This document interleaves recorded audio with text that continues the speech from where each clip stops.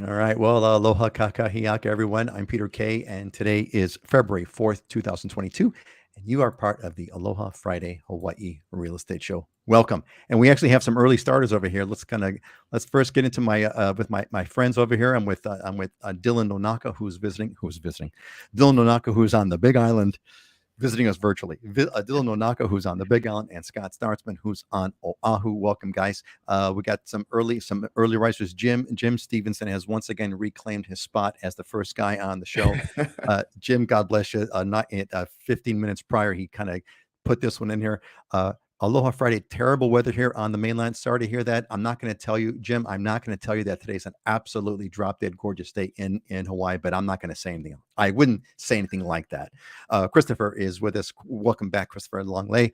Aloha kakahiaka. Everyone's getting, can I take credit for starting a little trend of the Aloha kakahiaka trend? I mean, not that I've invented the phrase by any means. Anyway, hey, Scott, let's go counterclockwise. Scott, give us the update on Oahu. What's the background is stunning, Scott. It's a perfect site. It's a perfect background. Yeah, I don't think there's a cloud in the sky today. I mean, it's literally, well, I guess I can be the one to say it's perfect weather out here. You don't have to say it. But it's one of those days. I mean, I went for a run around the park earlier and to go work out down at the pull-up station, and the air was cool, but there's not a cloud in the sky. It's like perfect weather. You look up on the Ko'olaus, you can see all, the entire mountain range, all the ridges going up and whatnot. It's stunningly beautiful, and the temperature is perfect. You still got a little bit of cool air, so it's not overly hot, but yet the sun's out. It feels good on the skin. You feel nice and warm on the skin from the sun. Well said, Scott. And I hope you all, if you got your sound turned up or if your sound is good, I hope you're all hearing the doves in the background. I've got them. It's kind of funny, Scott, because they're tweeting it at my house, and I'm hearing them on your house, and I'm hearing it at mine, and I don't know who's who over here.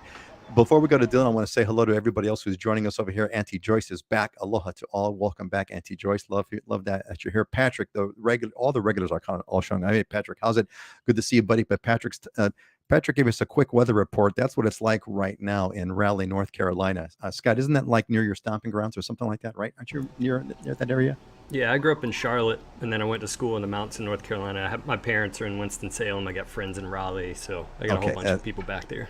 That's what I thought. And Jim, where's Heidi? We don't know. I think Heidi. I think she's having some technical difficulties. We hope that Heidi's going to be here, and we can't wait to bring her back into the fold. I'm sure she'll be here. She's not left any permanently or anything like that. Mark Whitehall. Mark, welcome back. Mark, good to see you, buddy. Mark is an Islander Ohana alumni. Great to see Mark and Bernard. Welcome back, Bernard's back. Welcome back. Hello, Scott. Yep, Scott is. I'm glad to see you guys have connected.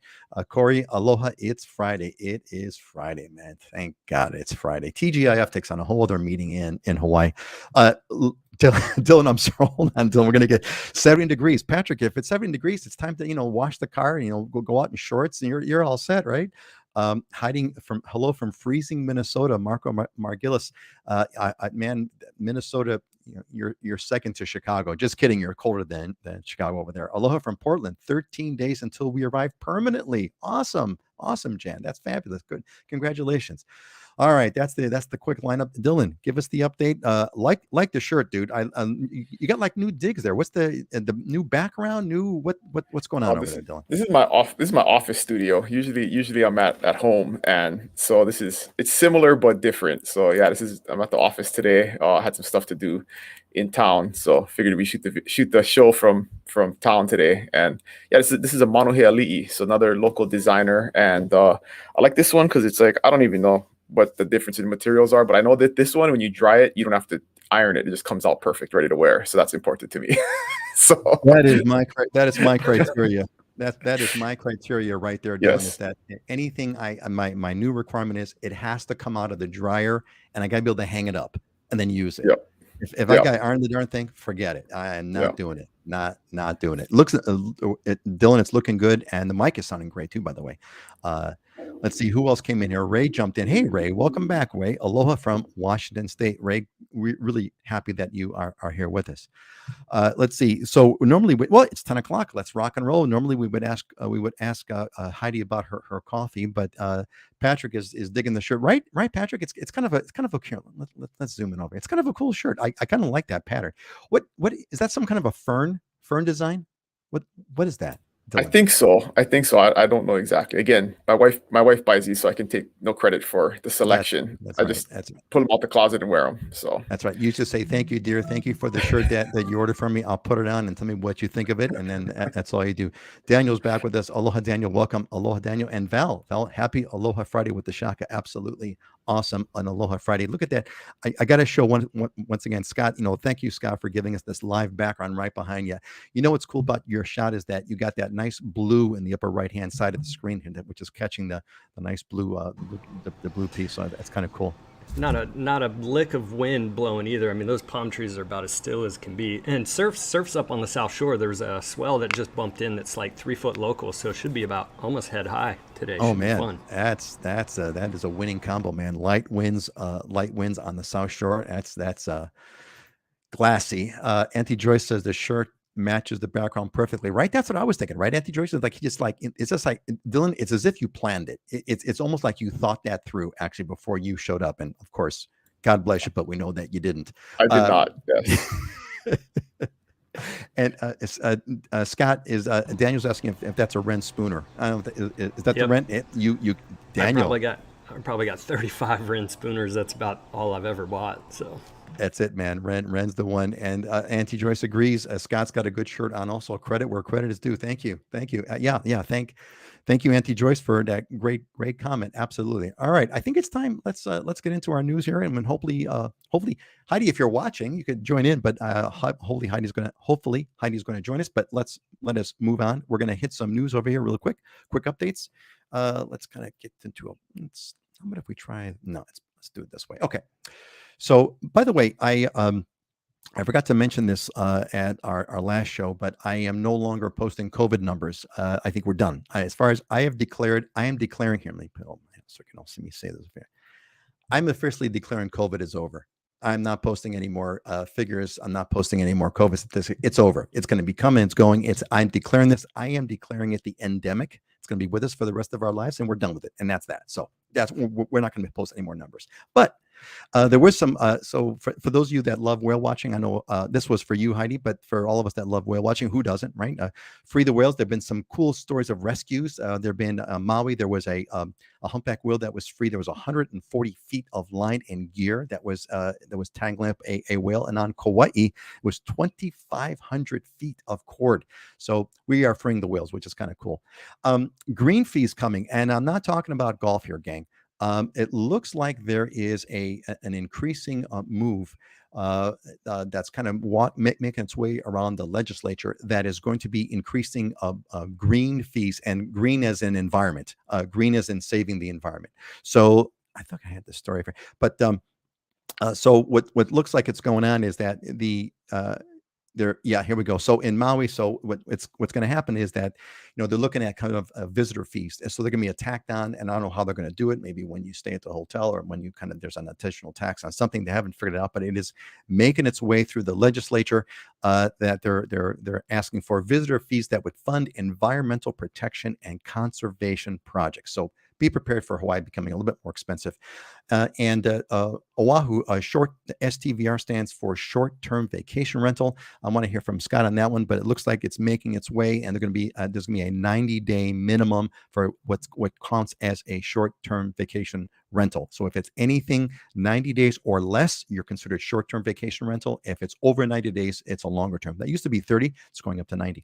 Now, there's an interesting part here I wanted to share with everybody. We talked about this Red Hill fuel spill issue. You may have been tracking this, but one of the things that's particularly interesting is that there is what's going on now is that actually people were thinking that maybe the Red Hill fuel thing was going to people were going to leave the market, or people weren't going to be it was going to, depress housing prices. In fact, the opposite's happening. Housing prices might be going up. And the reason why they might be going up is because that the Red Hill system is going to, right now, they're pumping like something like 5 million gallons of water a day to kind of clean that system out. There was a fuel spill inside the water supply. So they're kind of pumping out 5 million gallons a day. And because of that, they may have to put a moratorium on building new housing, because new housing needs water. Don't have the water because we're pumping it out basically we're pumping it down the drain, literally.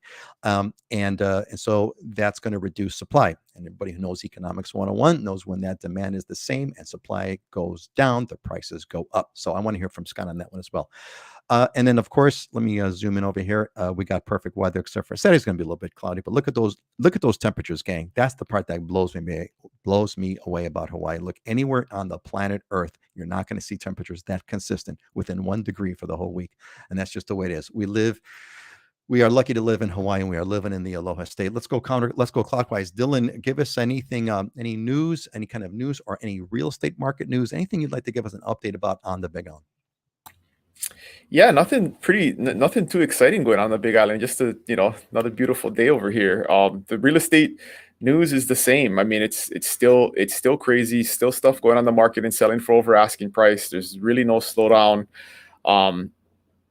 It's really sometimes surprising. There's very low inventory, and I just saw a house come on the market across the street from a house that I sold in 2020, and it was for $800,000 more than the one next door sold for. A little bit nicer house, but very surprising. And the guy I sold the house to said, "Hey, maybe we should buy that one, and I could sell my house to my brother." And I said, "Sure, let me know." And he said, "But it's got to come down on price a little bit." And then I see a full price offer come in from one of my agents, that afternoon. So it's not gonna come down on price. So people are buying everything that's out there. That's an amazing statistic, right? That thing has just not stopped. The train that began with COVID is still running.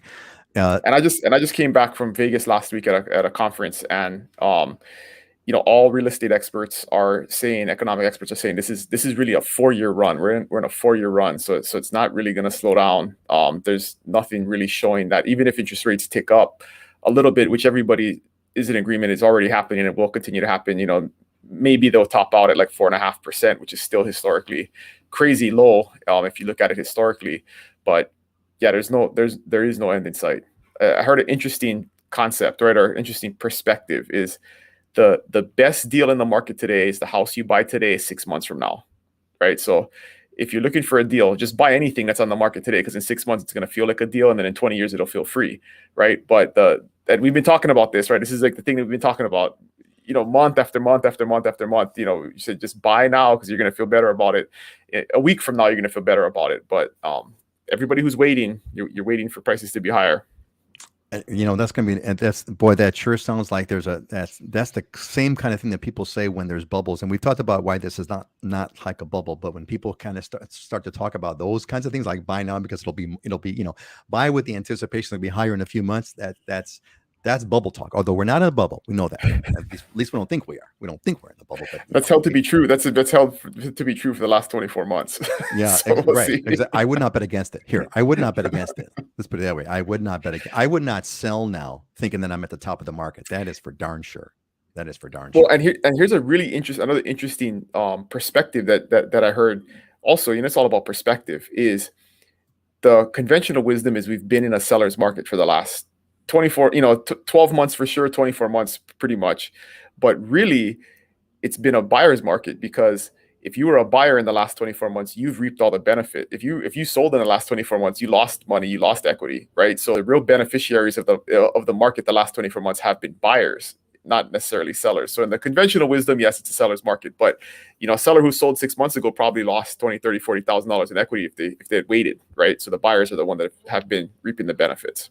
What? So we've had a few. If any one of you that are watching right now have bought within the past 2 years, can you kind of give us a comment to confirm or deny what Dylan is saying? Do you feel better that you bought within the past 24 months. If you did pop it in there, we got a couple of comments here before we get to Scott and on Oahu. So Scott, I think Daniel's trying to catch up with you. He's got 20.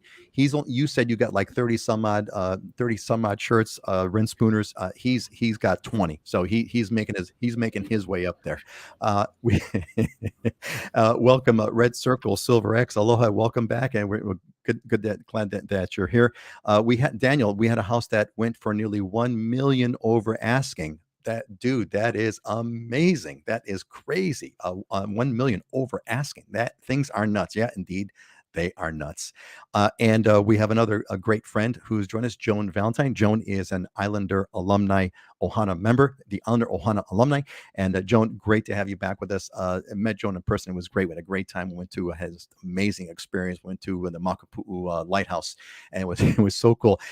I planned it. It was just right where it was one of these days where it was a full moon, and it was a sunset, and 10 minutes between the sunset, there was a moonrise. So we went to Makapu'u Lighthouse. It was amazing. We saw this incredible sunset going down below Coco Head, and then we turned our heads around 180 degrees, and boom, watched the full moon rise. It was amazing. It was incredible. We got a comment here. Mark Whitehill. Yep, bought in July. Mark, if I'm not mistaken, bought with Scott. Scott helping you. Yep, bought in July, and it's already way up. Excellent. Great to hear that, Mark. I'm so glad that you guys made that move. And JD Reynolds is back. JD, welcome. Aloha. It's Po'alima. What Po'alima means, but I hope I pronounced it correctly. Scott, give us the update on Oahu news, short-term vacation rental comments, anything you want to speak to about Oahu market news, etc. Yeah, the short-term vacation rental component passed. I'd heard the rumor that at least they adjusted it to 90 days, but I've kind of said my piece on it. The main thing is that if you're in resort zone, Waikiki and the resort zoning components where you can do short-term rentals, you're not affected. It's for residential apartment zoning, anything outside of the resort zoning. So where if you had a condo before or a house in a neighborhood, you could rent it for 30 days at a time. That was the minimum. It's now bumped up to 90 days. So they had over 200 people testify against that bill, and they still passed it. So it is what it is.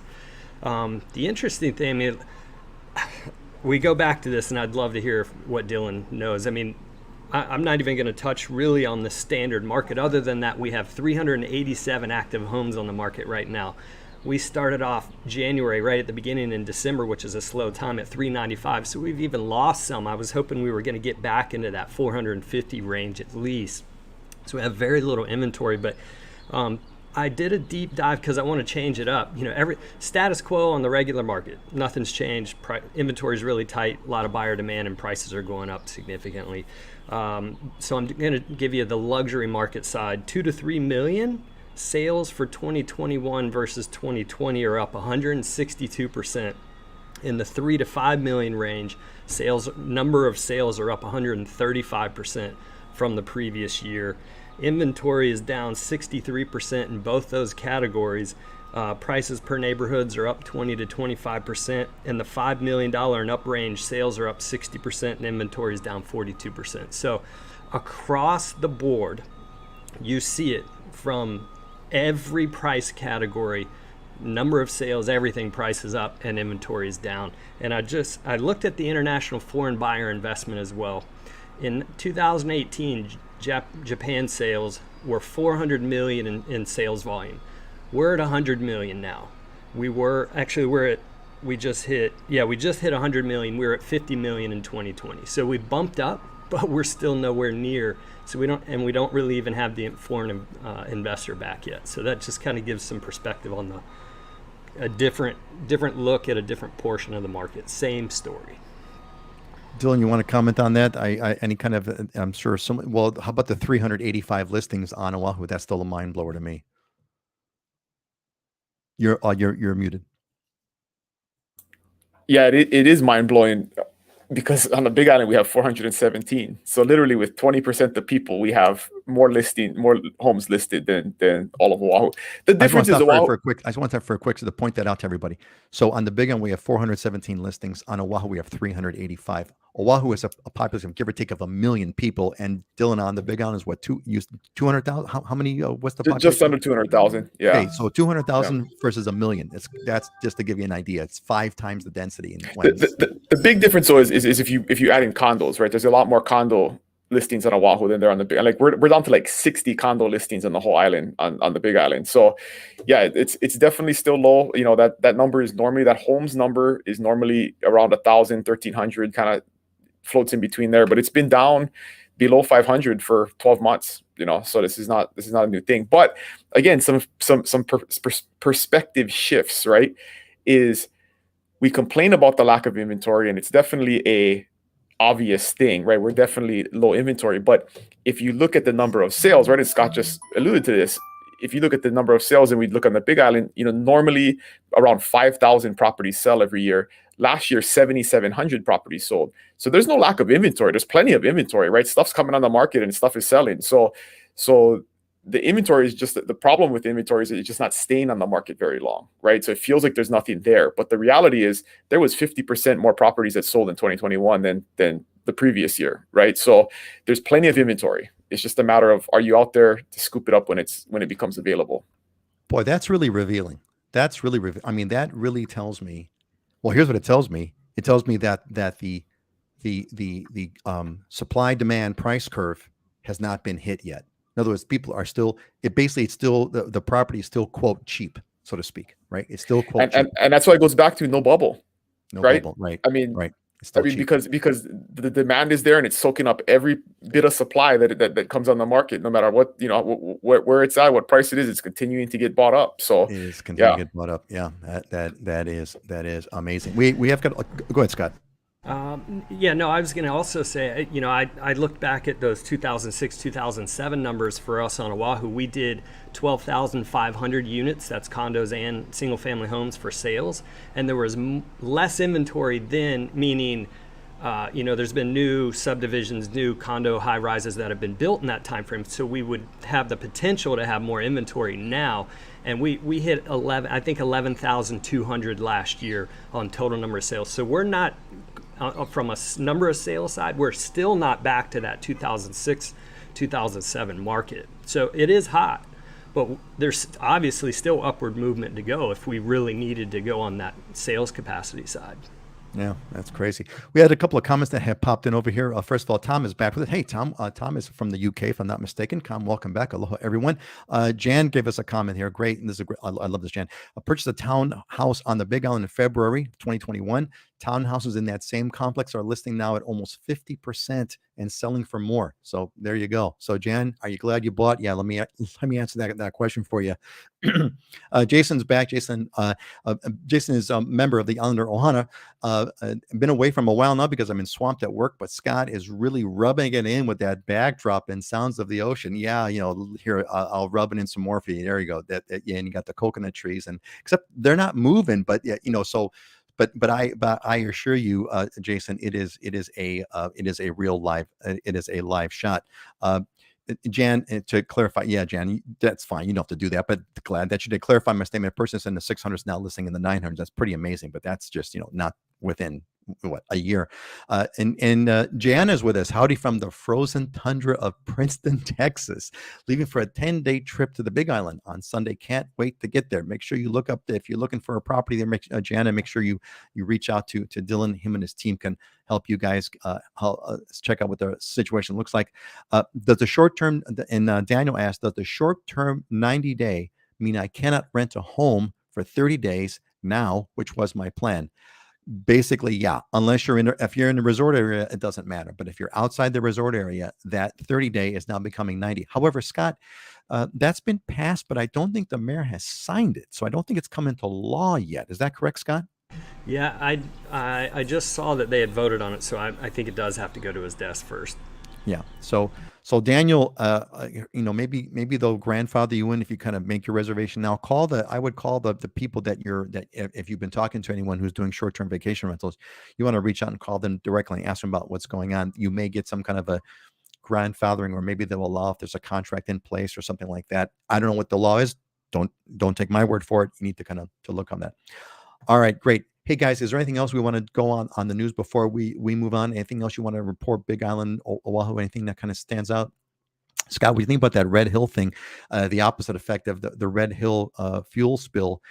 They may be putting a clamp down on building new homes, which again is going to drive the price further up. I don't know if you have anything that you heard on that. Well, that area doesn't really have a lot of developable land anyway. They're just kind of single individual lots. So I don't really see this having a huge impact. It was interesting, and Brubaker's always talked about this. We typically, because of the restrictions that city and county put on building new construction here, they swung the pendulum so much that we can't even put out enough supply to satisfy the local demand, much less the off-island demand. So we always have this supply-demand imbalance. This just will add to it. It's just not going to have a huge impact because there's not large developable parcels within that sector. I think based on what we've experienced with COVID and now with this, I think the general rule of thumb is, if in doubt, prices in Hawaii will go up. So do not bet against the Hawaii market. Not a good idea. All right. Let's move on, unless Dylan, you want to jump in with anything, but we're going to move on to our, as Dylan says it, next slide, please. So gang, look, I'm going to give you all a pitch here. If you're not already on the newsletter, if you didn't get an invite, if you came here without getting an invite on the newsletter, it probably means you're not on the newsletter. So get on the newsletter. Go to livinginhawaii.com. You'll have something either pop up or you just scroll down the homepage. There'll be a puka. A puka is a hole, a place, a spot. There'll be a puka for you to put in your email address. Get on the newsletter so you won't miss a thing. We got videos go out, pictures go out, stories, etc. You want to get on that newsletter. All right. So guys, you know what I was thinking about? And I want to say, oh, there's Heidi. There's Heidi. I was just going to say, I didn't see you on the scroll bar there, Heidi. I don't know how long that you've been waiting patiently. I'm glad you're here. Welcome, Heidi. Oh, thank you, Peter. I just got on, so entering the show Island time. My apologies. There were some technical difficulties, but super excited to be here and good to see everybody. And yeah, just jumping in right now. So I don't know what I missed, but that's all right. Well, here, I tell you, we missed you, Heidi. And if you missed Heidi, pop it in the comments. Are you glad Heidi's back? Pop in and give us some comments about your welcome Heidi back, everybody. Heidi, well, I guess the question is, before we move on, is there anything on the Maui news? I talked about there was a whale that was freed. That was a whale that was tied up in all kinds of 120 feet of rope or something like that. We freed the whales in Maui. Any Maui news you want to report on, either that or on the real estate market side, things of that nature, Heidi? Yeah, I mean, freeing that whale, that was a big success. That was over off the coast of Maui, on Ukumahame, and pretty exciting working together to free a whale. It was tied up in over 100 feet of fishing line. I don't know, maybe Peter went over this before, but the real estate market on Maui, I mean, continues at a rapid pace, with strong buyer demand, no signs of slowing down. We have 179 homes on Maui and 137 condos on Maui currently for sale. So inventory is tight. It's the way it's been for the last 6 months, but we just keep going. And I mean, there's always new things that come to market. I mean, the market just keeps moving. So hang in there. Don't give up. Heidi, it's kind of funny as you were saying this, I was thinking to myself, we should just have a pre-recorded video that we play each time that says, how's the market, and you guys, we just kind of play the same video again, because it's like it's the exact same thing. Well, Heidi, Jim is glad to see you, Heidi. Yay, Heidi's back. Glad to see you. Heidi's back on the show, and Joan's welcoming you back. And so Jim's happy that you made it. And Juliana, you're my favorite. Aloha, just came back from stand-up paddleboarding in the canal. The beauty of living in Hawaii. That's the old, Juliana, that's like my favorite thing. That's like the make people jealous by telling them what you just did in Hawaii. That's like a total pastime, right? We do that all the time. Instagram photos, et cetera, et cetera. People are always doing that. It's the old Hawaii envy, the Hawaii envy statement. God bless, Juliana. I hope you had a good time. The canal, are you stand-up paddleboarding in the Aloha Canal? That's That's hazardous. That's a hazardous zone there. Scott, go ahead. Yeah, that's Kailua actually. She's over in Kailua. The The Kailua. Okay, the and Kailua, and not the it's Aloha Canal. and it's 10:25 in the morning. She's already taking a break. That's a pretty nice day right there. 10:25. Yeah, yeah, and just another day in paradise, right? Stand up paddleboarding in Kailua. Beautiful, beautiful settings. All right, let's move on. And I'm glad that Heidi's here because I really want to. I've got a kind of a fun topic I want us all to chat about and chime in on. So here's the topic I kind of want us to touch on for today, which is Hawaii's racial diversity. So what's interesting about Hawaii, I've always loved Hawaii's racial mix. It's just beautiful. I was enthralled by it the day I landed almost 40 years ago, and so. I kind of wanted to touch base to give everyone else a sense of what this is all is. It's like what Hawaii's racial diversity. How do you see as Hawaii is different? How is it different from either your experiences on the mainland or what we kind of see or hear on the mainland? What makes Hawaii a different racial? Hawaii's got incredible racial integration. What makes Hawaii different? And what is it that you like the most? What is that really kind of sticks out the most that you like about Hawaii's racial diversity? And then finally, why do you think that's the case? Why is it different here? What makes Hawaii? Why is it? What do you think are the underpinnings, the underlying fundamentals that make Hawaii this amazing, racially diverse, kind of beautiful place? So those are the topics. That's the general topic. I kind of want to get your guys' sense on this. Why don't we do this? How about Heidi? I tell you what, Heidi, why don't you warm up a little bit on this? I'm not going to kind of throw you into it right off the bat. So why don't we kind of start with you, Dylan? Why don't you kind of you take a crack at it? What is your sense on this overall topic? What's it different? What do you like the most, and why do you think that's the case here? I don't know if I'm the most qualified to speak on this because I don't have a lot of experience other places. I have lived in other places, but for me, it's just a sense of living on an island and the community that creates, right? So you have to, if you live in a big city or a place with a lot of people, you could be mean to somebody and maybe never see them again. But when you live on an island in a small town, you don't really have the liberty to do that if you want to last for a long time. And so there's that sense of community where I think, you don't want to burn bridges and you want to make sure that, it's a golden rule, right? You want to treat people how you want to be treated. And there's this sense of collective community. I don't know if it comes from the plantations or just the Hawaiian culture from back in the day, but everybody's responsible for everybody else, right? There's this collective sense of you pick up the trash at the beach, even though if it's not yours. If you see a kid in the street that looks lost, you just take care of them. Everybody has a sense of responsibility to everybody else. And, that's something that I think is definitely, I'm not saying it doesn't exist in other places, but it's definitely more universal and stronger here. And like we said in the past, right? If you don't have that, and that's not that's not a racial thing or a cultural thing. It's really just a human thing. And the humans that don't have that don't make it here, right? So it almost is a self weeding out process with the community here. Is if you don't have that, it just if that doesn't appeal to you, you don't last a long time here. Yeah, I think that's a really, really good point that you bring up. I think it's the fundamental part of island living. It's a fundamental part of what you got in a small, tight island community, which is a kind of, no matter how big or small Hawaii may feel, it's a tiny, tiny, tiny place in so many ways. Scott, what's your take on this topic? Yeah, island living in the tropics in and of itself is going to lend itself to a slower pace, a more relaxed pace, a more, enjoy the weather, enjoy the environment that you're in. But then when it comes to the racial side of it, I haven't been to a place where it's such a cultural melting pot of a number of different races that are all together. And I'll never forget when I moved out here a couple of years later, I went back to Charlotte, North Carolina, and my soccer coach from high school happened to say that Hawaii was one of his favorite places. This was over 20 years ago, because of the number of races living together in harmony, that we don't have a lot of racial tension. And for me, I've always told people, and this is a part of the reason why I'm here, is I feel like it's as close to living in a foreign country as you can get without leaving the U.S. And in doing so, we had so many immigrants from the plantation days and things, and still do, that we have so many different cultural,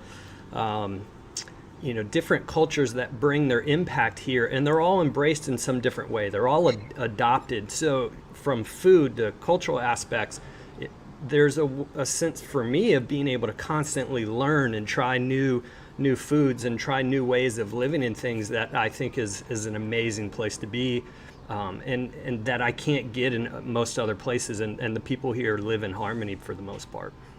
Yeah, it's that harmony certainly from various places. Certainly Honolulu is especially is such a multicultural area. It's got so many kind of different influences. I could definitely see that thing, and the living in harmony is definitely a big piece. Heidi, what's your take? How do you what have you kind of observed? What do you kind of see? What's your favorite? What do you like it? What do you think about it? Why do you think it's the case? Well, I think how is it different? I mean, that's gonna come from a point of reference on where you're from. Um, One of the unique things about Hawaii compared to a lot of other US states is there's no one race or skin color that is just overwhelmingly predominant. Um, on Maui, for example, the census data shows, I mean, about 30% Asian, 30% white, and a little over 30% mixed race and Pacific Islander. So it's it's really a mix of people from different cultures and heritages, and even people who are, are white. There's Portuguese, there's um, Hispanic, white people from California. I mean, it's kind of a mix of people. I recently helped some clients purchase a home here on Maui, and they were raising two young boys who were mixed race, and they were just so happy to move here because they came from a community, a really nice suburb in Oregon, and every other kid in the school was white. And here in Hawaii, they just fit in. I mean, they're just like everybody else. So they were really kind of excited to be able to have that experience for their kids growing up in a place like this. Yeah, it's really amazing, and I'd like to thanks Heidi for bringing that up. The multicultural, the mixed race stuff is like just a natural here. It's just like it's kind of that's the way it is, right? It's everything is mixed over here, which is like so cool. I want to ask those of you that have recently moved here that are watching. Can you throw some comments on what's your take on this topic? I'd love to hear from you. What have you seen as the experience? What's been your perspective? What do you think is what do you like about it? What's different about it? Like as Heidi said, very correctly spoke Heidi. It's really the how it's different could only be in the context of where you're from, which is why Dylan can't tell us why it's different because he was born and raised here, so he doesn't know how it's different. But you, Heidi, you came from a small town in the Midwest, and Scott, you came from North Carolina. I guess that's considered what southeast, the southeast coast. And so I'd love to hear from all of you, especially those of you who just moved there. Mark Whitehill, throw some comments on here. Joan put it here. Thank you, Joan. I grew up in New York, which is a true melting pot, but here it seems, at least so far from me, I've been lucky to not meet any quote strangers. Everyone is friendly and welcoming. Yeah, I give it to tell you my perspective on this whole thing. I was born in Chicago and came to Hawaii when I was 21 years old. And what really struck me about the melting pot was I thought that Hawaii is much, much, much better integrated culturally, racially than Chicago is, for example. Chicago, like Joan says, like New York, it's a melting pot. There's all kinds of, everyone's there. However, in Chicago, people kind of keep to their respective neighborhoods. There's Chinatown, there's Greektown, there's the Italian district, there's the Black district, there's the Hispanic district, and there's like these little pockets, so you can kind of drive from one little pocket to another. But even though there's a melting pot, it's like if it's a melting pot, not really, because all the ingredients are separate. Whereas when I came to Hawaii, what really struck me, and you could just kind of see it in your neighborhood, is like, you got the Filipino guy with I'm, just rattling off on my own neighbors, a guy, Japanese, Korean, Filipino, Haole, Polynesians, and they're all on the same, we're all in the same block. And this is the case almost universally throughout Hawaii. I love that idea of a true cultural melting pot where people are living side by side. And I think that's an amazing piece. there was, I think the other thing that really kind of struck me, and when I first came here, I never forget the first time was that I was like, couldn't have been here for like more than a couple of weeks, right? And I'm cruising in Waikiki, and I saw a what really struck me was I saw a mixed race couple. It was a Japanese girl and a an African guy, and I saw the two of them. And what was so cool about it was that no one even gave it a second glance. Zero. It was just like, who cares? Like nothing, right? Whereas, in certain areas of Chicago at the time, this was in the early '80s, and you may have gotten at least a couple of second glances, right? It would have been something out of the ordinary. I think that was the issue as I kind of verbalized this. In Hawaii, it was nothing. It was not at all. It was like a par for the course, totally natural, totally normal. Where in Chicago, it's like, oh, gee, you don't see that too often. So I don't know if what you folks got any sort of comment that you want to add in on that about this topic. Scott, Scott, go ahead. Yeah, I mean, the part of the question is what do you love about it, or why? For me, part of what I love is the fact that there's so much for me to learn from other people based on their backgrounds. They come from different areas. They bring a different perspective on life, and I love that aspect. And I feel like also that has a reverse to it. If you come here and you aren't open-minded and you aren't respectful of the fact that there is a lot of diversity here and you are closed-minded, it can be very challenging for you as well if you move here and aren't willing to adapt and open up and accept how things are done here.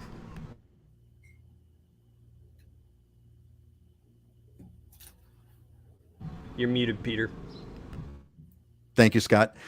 Ray, thank you, Ray, for putting this out there. Ray says, I spent 6 years with the Army on Oahu years ago. Love the people, culture, and way of life so much. We finally bought a condo when we were in a position to do so. I'm so glad you did. Next week, awesome, Ray, terrific, excellent. Welcome. Good. Glad to hear that. That's what it is, man. And and Dylan, I think to your point, I think there is a big piece of the island culture, and I got to believe it goes down to to the host culture, the native Hawaiians that kind of got the whole ball rolling. To live on an island and survive when everything has to be essentially sole sourced, right? You can't import anything because that's all you've got. You've really got to help out. You've got to help each other out, right? And you've got to have this sense of family and community, and you have to look out for each other for your own survival. If not a selfish reason, it's for your own survival. And I think that very thing, and the other part, Dylan, what you said, and this is very true. You made a comment with I love, which is, on the mainland, you could kind of be nasty to somebody and you'll never see him again. It ain't going to matter, And I remember, some nights being with some friends back when I was, young and stupid, and my young friends doing stupid things. I'm thinking, I don't care. I'm not going to see that person again. Not the case in Hawaii. You're probably related and you don't even know it. You're going to see them at the next job. And if you don't, I don't know if you want to expand on it at all, but that's what been my observation.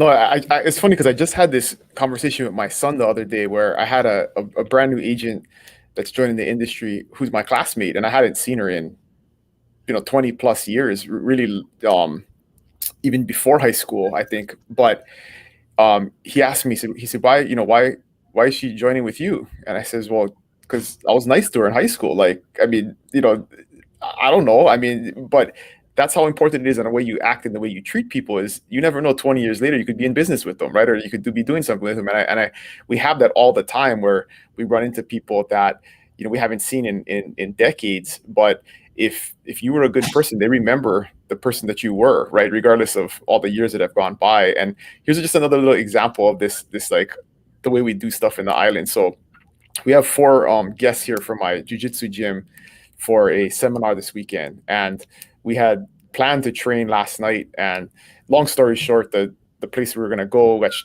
we couldn't because of COVID, yada, yada, yada. So at about noon, we found this out. And so instead we just shifted, and my coach tells me, hey, can we just have dinner at your house so we can at least, feed them dinner and get together with everybody? And I said, of course. So the text messages start flying, and literally between noon and 5 o'clock, we put together dinner for, I think there was probably almost 20 people, 22 people or something like that with the kids and everybody. And we had We had Korean chicken, teriyaki pork, smoked barbecue, like American, like southern barbecue, pork belly, and short ribs, with poke, and I mean, so we had this massive feast, in like 5 hours notice, and they couldn't believe it. They're like, "How do you guys do this?" And it's like, "This is what we do." I mean, just everybody says, "I'm gonna do this, I'm gonna do that." I got the drinks, I got the tables, and we put off this huge event in like 5 hours notice. So, and the most diverse set of food you could ever eat, right? I mean, amazing spread of diverse food. So Great story that kind of summarizes the whole thing in kind of one fell swoop, right? It's the racial integration, as symbolized by the food, right? An incredible variety of food, right? All, the island way, which is everybody kind of pitches in. Yes, it's called a potluck, but still, it's everybody kind of pitching in and kind of being at the ramp it all together and doing it at someone's home. Doing it at someone's home. So all that that's a great encapsulation, Dylan, of where Hawaii is at. Juliana comments, Juliana, if you could expand on this, Hawaii was fortunate to not be impacted by the Columbian exchange. I don't know what that means. We're talking coffee, dollar exchange. I'm not too sure. Fill us in on what you mean by that. I'd like to know more about it. And email email says you said it perfectly, Scott. Thank you. Joan is chiming in. That's true. She was Joan's referring to my talk about the pockets in Chicago. Joan says that's true. In New York there are pockets also. Here in Hawaii, people are people, and if you can't accept that, don't move here. Well said. That's what it is, man. I mean, it's the coolest thing. Patrick's got a little story for us. Let's see. About a year ago, after I had been tuning into your bi-weekly broadcast for a couple of months, Scott and I talked on the phone one afternoon. Nice. Scott absolutely confirmed the non-racial tension in Hawaii as found in the east coast of the mainland. Patrick, I'm so thankful because so far Hawaii has avoided this whole, identifying by race kind of a deal, right? In Hawaii, it's interesting because we identify, but it's almost in a joking way, right? I mean, it used to be more in style than it is now. It's less in style. There was a great comedian, what's his name, Dylan? The guy the Filipino guy that makes fun of everybody. Well, there's Augie T and there's Frank DeLima. Frank DeLima he was the classic guy. Rap Replinger was kind of Replinger when he was around. Yeah, there was a whole classic, and Frank DeLima is the guy. If you do a Google search, Frank DeLima, and find his videos, he was classic, famous for making fun of everybody. Replinger did. There was another guy too. I forgot his name, but he was almost kind of like borderline. He was like a local Don Wrinkles. I forgot his name is already. But it used to be, we used to always make fun of everybody, because like Heidi's point, right? To Heidi's point, everybody. Mel Kabang. Thank you. Mel Kabang. That's the guy. Mel Kabang was famous. And you know who does that? And you know who does it now is Joe Coy. Joe Coy? He kind of does it on a national level. If you watch Joe Coy's comedy, it's very because he's Filipino, so he makes fun of Filipinos, but he makes fun of everybody, but it's the same kind of style of comedy. How do you spell that last name, Coy? K-O-I or K-O-Y? K-O-Y. Go look at Joe Coy, everybody. Yeah. So this was a classic thing in Hawaii. And I think part of it was, Heidi, to your point, which, you said it quickly, but it's a very profound thing. Everybody in Hawaii is a minority. There is no one's at plus 50%. No one. Everyone's at, like you said, Heidi, we're all at about a third. It's a third Asians, third Polynesians mix, third Caucasians, give or take. And like you said, Heidi, even the Caucasians break up even further because for some reason in Hawaii, a Portuguese guy is not seen as not considered a haole guy. He's considered a Portuguese guy. You don't call a Portuguese guy haole, you call a Portuguese guy or Portuguese, which is interesting. And that's why I kind of, as a Greek, I always felt somewhat privileged. Actually, it's kind of funny. I'll reveal kind of a little personal, not even a story, but something that I knew that Hawaii was the place for me. And the reason why I knew that Hawaii was the place for me, because in Chicago, you're not a Greek, you're an effing Greek in Chicago. But when I came to Hawaii, it was exotic. When I told, when I was at the bar and the girls would ask me, where are you from? I said, oh, I'm from, what's your makeup? I said, oh, I'm Greek. Now in Chicago, like, Greek, But in Hawaii, it was like, oh, Greek, wow, cool, exotic, interesting, haven't seen that before. And that's okay. I know I'm in heaven. I am in heaven when a Greek when a Greek is seen as an exotic being, as opposed to an everyday immigrant that just got here. I knew I had found heaven. That's my little found heaven story. For sure, I knew Hawaii was my place. Bernard, thanks, Bernard. Bernard says, I grew up in the Philippines. My wife is Japanese and I'm Chinese. What place on earth besides Hawaii would allow me to have that community, speak those languages, eat those foods, and mixed lifestyles from those three ethnicities, all in close proximity with such balanced diversity? Boom, man, if I could scream into the mic, I would just like, Bernard, you nailed it right there. I just kind of want to think I want to leave that on the show, like leave that on the screen for the rest of the show. That is fabulous. Well put. Exactly correct. And the answer, Bernard, is nowhere but Hawaii. Nowhere but Hawaii can you get that kind of an experience. Well said. Red Circle Silver X, Joe Joy, Netflix Honolulu special was pretty great. There you go. I canceled my Netflix subscription, but when I renew it, I'll get back into it. I realized there's no point having multiple subscriptions if you're only watching only one series. So right now, my wife and I are going through a series and on HBO Max, and when we get done with it, I'll go back. But excellent, Joe Joy on Netflix. When I renew my Netflix subscription, I will get that. Jason, you're a Greek in F.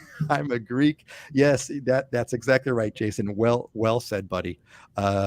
And Joe Coy, sorry, there you go. Thanks for the spelling on that. Excellent. And David, completely not related to the current conversation, but I have to ask what the initials mean after everyone's name. Evcharisto. Wow, put a little Greek in there. Bravo. Bravo repedakimu.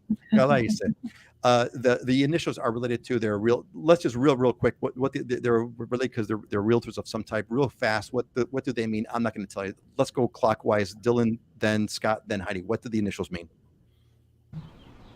Dylan, you're muted. Broker in charge. Broker in charge. Scott? Realtor associate. Realtor associate. Heidi? Realtor broker. There you go. That's what they all mean. All right. What's complicated is like every island has a different abbreviations and stuff too, so it can vary. Like like RA on Oahu is RS on the Big Island. It's crazy, but it's just vegetable soup for or alphabet soup for real estate. It's alphabet. There you go. It's alphabet soup for saying I'm in the real estate business, essentially. And you guys are doing because there's some sort of a legal requirement, right? Whenever you kind of talking about real estate, you have to kind of disclose it or whatnot. So yeah, Daniel, you are welcome, buddy. Hey, speaking of real estate, it's we're coming around the quarter of the hour. Before we move on, everybody, make sure please if you got any questions, make sure you get them in now because we're kind of coming up on the hour. We got a few things left that we want to cover. If you have any questions whatsoever about Hawaii, popping in over there. Love all the comments as usual. You guys are what make this fun. So let's move on to our next little segment here called Diamonds and Deals. So we've got our friends who have put together some great properties that they feature. They're either diamonds or they're deals. Sometimes they're both. So let's get to the first one here. This is Lower Oahu Beach Road in Wailuku, Maui. Half-acre gated beachfront lot with cottage and 2 water meters. Not one, but 2 water meters for the low price of 1.5. Heidi, let's hear it. Well, this is direct oceanfront, direct beachfront land, a little over half an acre. There is a small home on the property it's an older home, but it was just completely remodeled in 2020. And you can see the picture of the kitchen in the top right-hand corner. The home itself is 1 bedroom, 1.5 bath, just 748 square feet. But then the picture right below it, you can see the outdoor kitchen, which is probably another 748 square feet. But really the value in this lot is you could live in this cottage and build another home right in front of it, right on the ocean, or do a host of different things. The zoning would allow for it's interim zoning, so you could have an agricultural business, school, medical facility, duplex. I mean, there's just a lot of different things the zoning would allow here. And yeah, I wanted to show the picture of that outdoor kitchen, which is about as large as that cottage. So I thought that was cool. That's totally cool. We had talked about that previously. That a large part, what makes one of the things that where Hawaii properties are very different is that you live an outdoor lifestyle, and this includes having an outdoor kitchen. Heidi, I got to tell you, for 1.5, you said this is beachfront. This seems extraordinarily cheap to me. Like this is like really, really, really low price for a beachfront half acre. What's driving? How come this price is so low? I mean, it's kind of the area it's in, and there were definitely, there are definitely some things to look into. I mean, before you were gonna embark on a building project, but happy to get into the details with anybody who wants to talk about it. Yeah, it seems amazing. We got real Red Circle Silver X says my wife and I are looking to land on the Big Island Hamakua coast. What kind of inspections or property related issues should we be looking out for? What kind of empty lot checklist should we have? Let's cover that when we get to Dylan's property. Hold on a second. Thank you, Red Silver, for asking that question. Let's see who's next on the thing here. We got who's let me move it this way. There we go. Palm Villas listed for 465. Is that you, Dylan? Is that you, Dylan? That's me. Scott. Yep. Palm Villas. Let's hear it. Yeah, I wanted to kind of show an affordable unit. I like this complex, Eva Beach. This is in Eva Beach, is Palm Villas. They have basically two different types of floor plans. I've sold a couple of these in here. The ground level, as you can see, has the larger lanai space. You can have a little bit of grass in there, or you've concreted it all the way. This is an upper floor unit, been renovated, 2-bedroom, 1.5 bath, 716 square feet. And as you can see in the middle picture on the left-hand side, the complex has a pool and kind of barbecue area and stuff. So this is about as affordable on the nicer, relatively newer construction side here on Oahu in kind of the urban stretch area. So if this is pretty much would be kind of your entry level townhouse price point. So I kind of wanted to show this side of things for now. Scott, this I hope this gives you folks hope. 465 is what the median price of a single family home is about $1 million, but this dare we say this is affordable. So Scott, thanks for bringing that one in. So let's see here. I got a couple of questions up here, but we're going to hold off. Dylan, why don't you, Dylan, give your property first, and then we'll go back to the question that Red Circle Silver gave, and I think I've got your slide as well, Red Silver. So Dylan, what is this for? This is perfect for Red Silver. This is 6 acres in Kalopaa, which is right kind of near Honoka on the Hamakua coast. So 6 acres, got this huge house. You have actually a 2-bedroom ohana disconnected from the house. Also backs up to like 100 acres. So you'll never have anything on that side of you. All of the lots in this area are 6 acres or bigger, so you don't have any real neighbors nearby. But yeah, 1.6 million for a compound basically, and very nicely done inside. So if you want country living on the Hamakua coast, this is an outstanding option. This is insane. Red Circle Silver. You don't have to do if I'm not mistaken. So let me kind of flip this real. So, well, first of all, let's talk about this property, Dylan. This is insane. I'm looking at 6 acres. I mean, I love seeing the. Thank you all for we don't plan this out, but the contrasts are amazing, right? So what do you want for 1.5? Either you can get like the beachfront property in Maui with the small home on it and the outdoor kitchen, or you can get the 5-bedroom, 5-bath on 6 acres in Hamakua, or you could buy 3 townhomes on Oahu. Which got all for the low price of 1.5. Gang, this is Dylan. The flooring of that kitchen looks amazing. That looks like some sort of a koa floor or whatnot. I don't know if it's koa or not, but it's beautiful. Yeah, I think it's real hardwood wood flooring throughout. Yeah. And back to the question about buying land on the Hamakua coast, you really need to. There's a lot of questions you need to ask, and you really need to be talking to somebody who knows what they're doing, because there's a huge diversity. We've talked about this before with buying land, where the pricing doesn't make any sense, right? You can look at 2 different lots that look very similar but have very different prices, and there's all kinds of things that go into that. Is there infrastructure? Is there water? Is there electric? What's the access like? How buildable is it?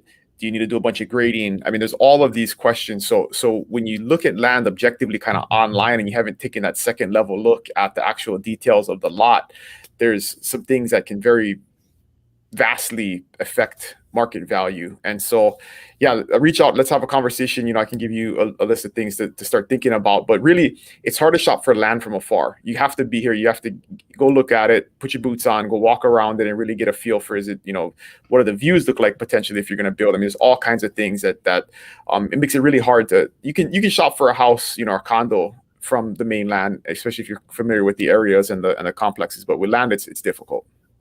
I'm taking a guess. Red Circle Silver X. Let me know if this is the right slide. If you submitted this one in, it's similar. It's from River of Los Angeles. Aloha, we're looking to buy land on the north side of the Big Island. Are we allowed to put a prefab modular house instead of a traditional wood frame construction? Are there any building codes or common code restrictions along the Hamakua coast that may be a barrier to a prefab home?